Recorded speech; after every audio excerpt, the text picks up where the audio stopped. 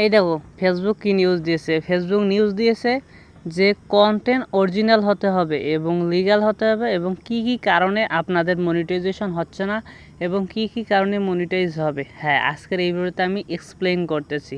তার আগে তোমাদেরকে বলে দিতে চাই, তোমরা যারা আমাদের চ্যানেলটিকে এখনও সাবস্ক্রাইব করনি অবশ্যই সাবস্ক্রাইব করে আমাদের পাশে থাকবা। দেখো ফেসবুকের নোটিশটা আমি ভালো করে তোমাদেরকে বুঝাচ্ছি, তার আগে আমি আমার মেন আইডিটা আপনাদের চেক দেওয়াই।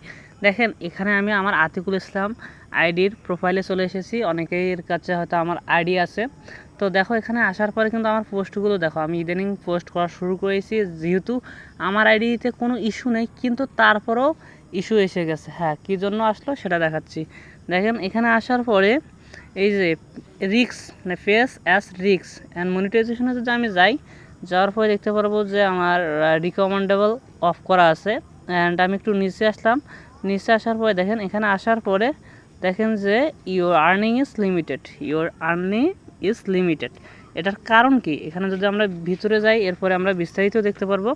দেখেন এখানে ভিতরে যাওয়ার পরে এখানে দেখেন যে আমাদের সব কিছু কিন্তু অ্যাভারেজ ঠিক আছে।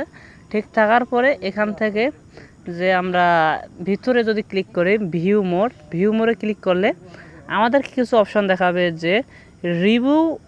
হ্যাঁ, রিভিউ এখানে যদি ক্লিক করি তাহলে আমরা একটা সুন্দর জিনিস দেখতে পারবো যে ফাইন্যান্সিয়াল ফ্রড। আসলে এটা কি সত্যি আমার সাথে ঘটেছে? হ্যাঁ, দেখো আমার এখানে যেটা দেওয়া হচ্ছে আমার একটি AFR টিউটোরিয়াল ফেসের একটি ভিডিও। আমি একটি ভিডিও দেখাইতে চাইছি কিভাবে প্রিমিয়াম করবেন, সেখানে ফেসবুক এটা গ্লিচ ধরেছে। আসলে ভিডিওটা আমি সেভাবে দেখাইনি, আমি তো এডুকেশনাল পারপাসে দেখাচ্ছি। আর এই ভিডিওটা যে করতে সেটাও কিন্তু এডুকেশনাল পারপাসে।